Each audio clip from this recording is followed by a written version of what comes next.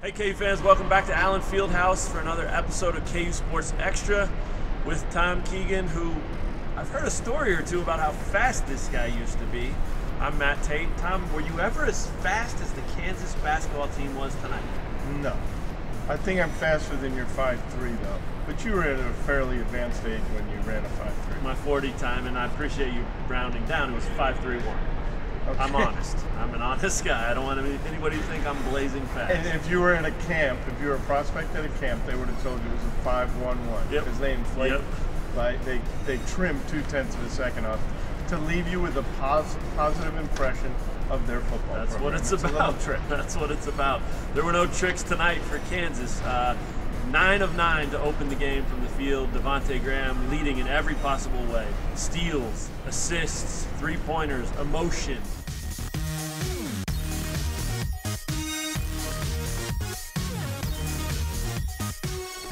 The guy was amazing, and then he kind of shut it down and let his teammates take it from there. His one-hander from mid-court off the dribble, no-look one-hander to speed right under the hoop. That's maybe right near the top of his highlight film, non-Norman, Oklahoma category.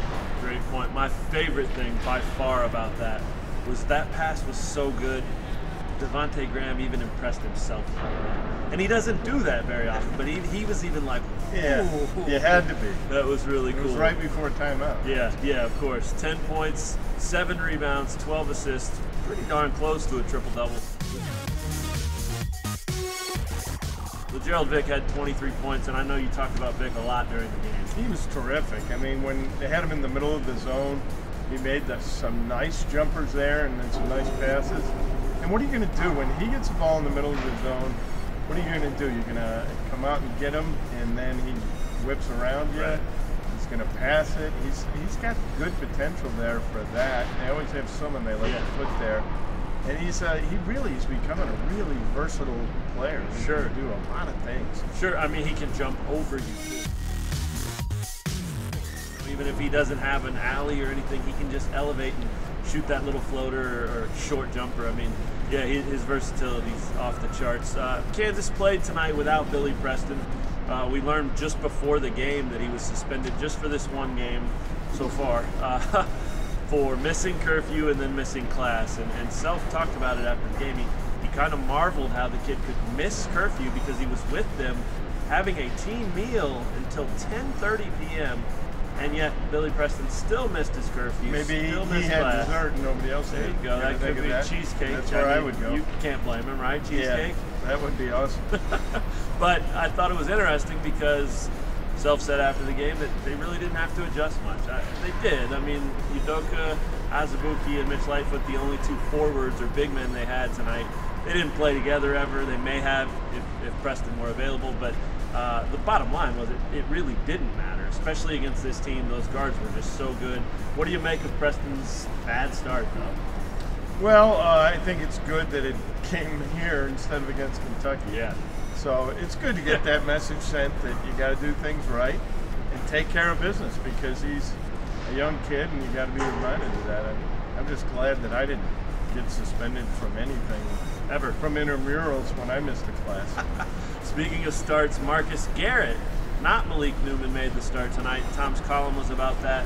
What's your favorite part about what Garrett did tonight? 10 points, 10 rebounds. He's just not a highlight film guy, but he's a do-everything guy. Yeah. He's so active. He's in there. He's almost like a much more talented version of Mitch Lightfoot in that he's always aggressive and doing something.